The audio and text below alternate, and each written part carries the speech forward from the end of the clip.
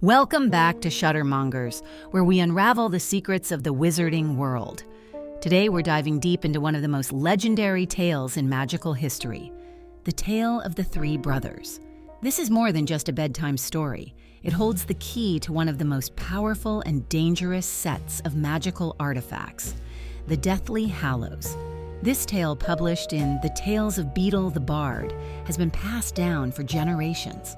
While many viewed it as a moral lesson, others believed it to be based on real history, detailing the origins of three immensely powerful artifacts. But what makes this story so significant? Let's explore its true meaning and impact. At its core, the tale of the three brothers is not just a fable.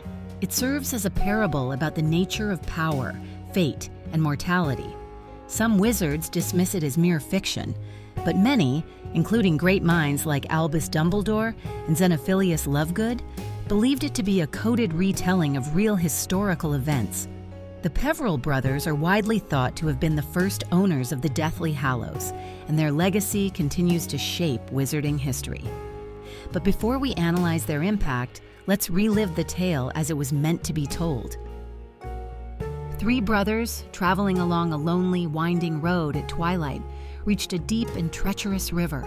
Anyone who attempted to swim or wade would drown. But these were no ordinary men. They were powerful wizards. With a flick of their wands, they conjured a bridge and proceeded to cross. Halfway through the bridge, a hooded figure stood before them. It was Death himself, cheated of his due.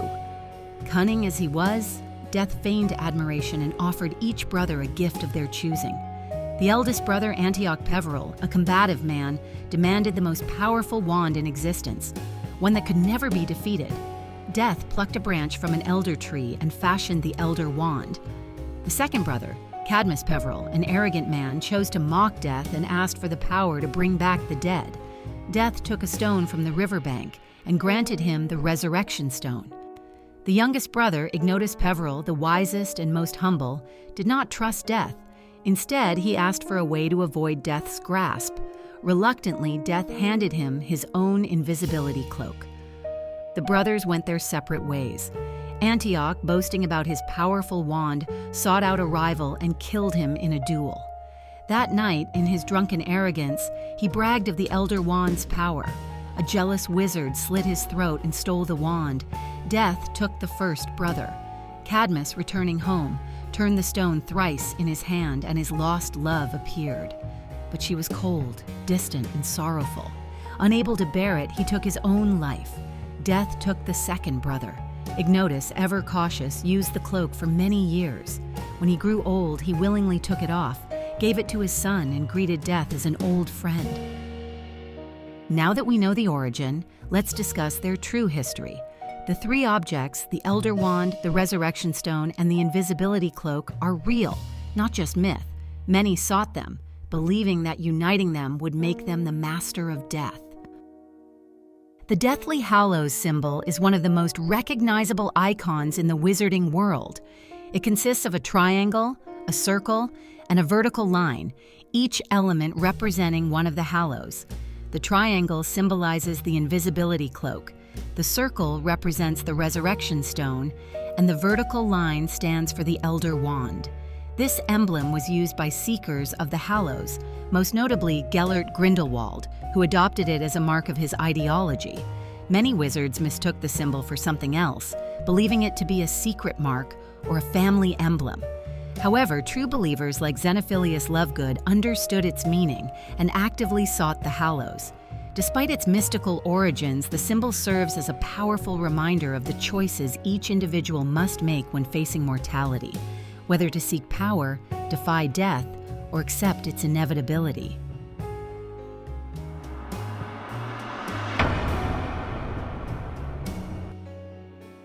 The Elder Wand, carved from elder wood and imbued with a thestral tail hair core, is believed to be the most powerful wand in existence. Unlike ordinary wands, the Elder Wand does not choose its wielder.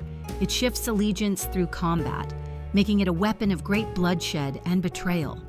After the first known owner, Antioch Peverell, was killed in his sleep for the wand, over the centuries, it passed through various hands. Dark wizards like Emmerich the Evil, and Egbert the Egregious, and scholars like Godelo, who wrote about dark magic. Eventually, it was taken by Gregorovitch, a renowned wand maker, only to be stolen by Gellert Grindelwald. Albus Dumbledore won it in an iconic duel with Gellert Grindelwald, using it for good until his planned defeat at the hands of Severus Snape. However, true mastery of the wand fell to Draco Malfoy when he disarmed Dumbledore before Snape could kill him, then to Harry Potter, who chose to break the Elder Wand, ensuring that its dark history came to an end.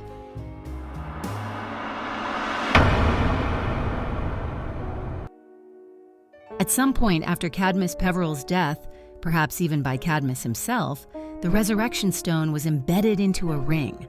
Over time, this ring became a family heirloom, passed down through the Peveril family and eventually inherited by the Gaunt family. However, as centuries passed, the true significance of the stone and the meaning of its symbol were lost. By the 20th century, the Gaunt family was one of the last known descendants of the Peverils, and the ring came into the possession of Marvolo Gaunt. To Marvolo, the ring was not recognized as a Deathly Hallow, but rather as a symbol of his family's pure-blood heritage. He often flaunted it as proof of his noble lineage. After Marvolo's death, the ring was inherited by his son, Morfinn Gaunt, who wore it without realizing its immense power. Eventually, Tom Riddle, Voldemort, came to the Gaunt shack seeking knowledge about his wizarding ancestry. Recognizing the ring as a significant heirloom, he stole it after murdering his Muggle father and framing Morfinn for the crime. However, Voldemort did not care for its historical or magical importance. He used it to create one of his Horcruxes. Many years later, Albus Dumbledore recovered the ring and, realizing its secret, attempted to use it to see his deceased younger sister, Ariana. However, Voldemort had placed a powerful curse on the ring, which ultimately led to Dumbledore's fatal injury. The Horcrux within the ring was destroyed, but the Resurrection Stone remained intact.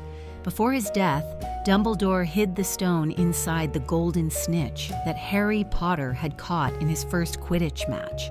The snitch was enchanted so that the stone would only be revealed when Harry was truly ready to accept his own mortality. During the Battle of Hogwarts, Harry turned the stone thrice in his hand, summoning the spirits of his parents, Sirius Black and Remus Lupin. This gave him the courage to sacrifice himself, fully embodying the lesson of the Hallows. True mastery over death lies in acceptance, not defiance. After Voldemort's defeat, Harry intentionally lost the stone in the Forbidden Forest, ensuring that no one else could use it again.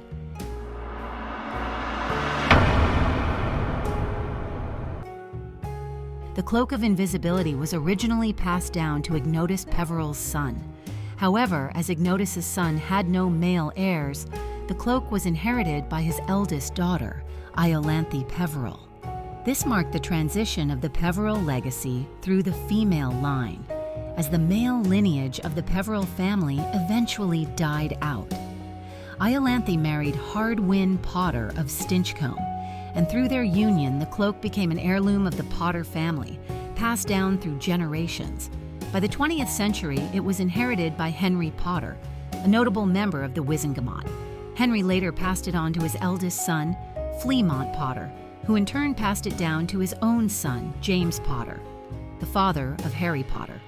Harry received the Invisibility Cloak anonymously from Albus Dumbledore in his first year at Hogwarts. Dumbledore had borrowed it from James Potter before his death, and realizing its true significance, ensured it was passed down to Harry. Unlike other cloaks, which degrade over time, this one never lost its magic. It was the only Hallow Harry kept, passing it on to his children, ensuring that its power was used wisely. One of the most fascinating realizations in this story is that Harry Potter and Voldemort were actually related. Since Voldemort, Tom Riddle, was a direct descendant of Cadmus Peveril through the Gaunt family, and Harry was a descendant of Ignotus Peveril through the Potter family. Their fates were intertwined long before their final battle. The brothers who once stood together on that fateful bridge had descendants who would, centuries later, become mortal enemies. This connection adds a poetic depth to their rivalry, as Harry and Voldemort each embodied a different lesson from the Hallows.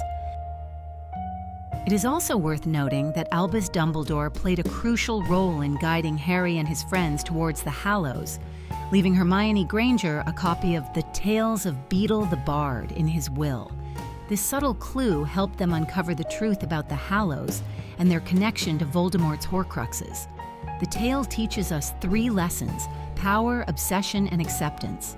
Antioch and Cadmus perished, but Ignotus lived a full life because he accepted the truth. Death is inevitable. Harry Potter, the final master of death, let go of the Hallows, proving that true mastery lies not in defeating death, but in accepting it. Which of the Deathly Hallows would you choose? Let's discuss in the comments. And if you enjoyed this deep dive, subscribe for more magical content on Shuttermongers. Until next time, mischief managed.